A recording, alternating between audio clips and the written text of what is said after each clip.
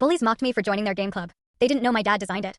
I was standing outside the computer lab, clutching this old notebook filled with fan theories and character builds for a game I'd been playing since I was 8. Let's call it Eternal Kingdoms. The club was meeting after school, and I'd finally worked up the courage to join, just wanting to be around people who loved the game as much as I did. My dad always told me to make friends with people who shared my passions, but I never mentioned who he was. That felt like cheating. When I walked in, the club president, a kid named Grayson, looked up in his Eternal Kingdoms hoodie and said, "This is a closed meeting," even though the poster literally said new members welcome. I told him I loved the game, and he laughed, telling the others, another faker.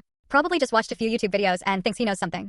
My face went red, but I opened my notebook to show them hundreds of pages of builds and strategies I'd worked out myself. Grayson yanked it from my hands and started reading my notes in a mocking voice. "Listen to this. He thinks a Shadow Knight can be optimized with intelligence stats. Dumbest build I've ever heard." The others laughed, even though I knew it worked perfectly. When I tried to explain, another kid, Greg, cut me off. "You're trying too hard, dude. We get it, no friends, desperate to fit in. Stop pretending you understand advanced mechanics." Then Adam jumped in, saying he probably plays on easy mode. My little sister could beat him. Grayson decided to test me with rapid-fire questions about obscure lore.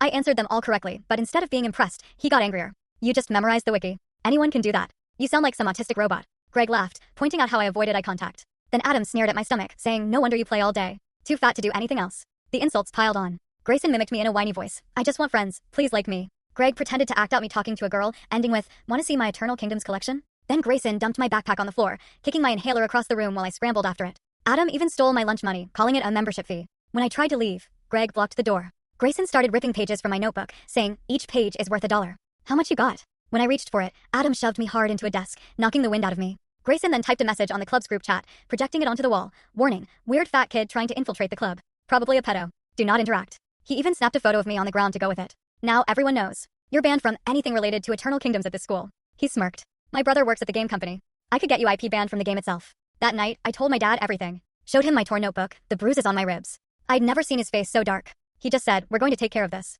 The next day, I watched from the hallway as he walked into the computer lab carrying a metal briefcase. Grayson froze the second he recognized him. "Holy crap, that's David Volner, the lead designer of Eternal Kingdoms." My dad smiled, set the case on the table, and opened it, revealing the only physical copy of Eternal Kingdoms 2 in existence. "I heard your club's the best in the state. Thought you might want to be the first to play this." The room exploded. Grayson was practically crying, begging for an autograph. Greg was taking selfies. Adam kept saying it was the best day of his life. But before starting, my dad said, "You all know my son, right? He should be here for this." He waved me in. I stepped inside, and the whole room went dead silent. My dad put his arm around me and asked, "Now, give me one good reason I shouldn't permanently ban all of you from the game." Full story on the channel. Link below. Click now and watch what happened next.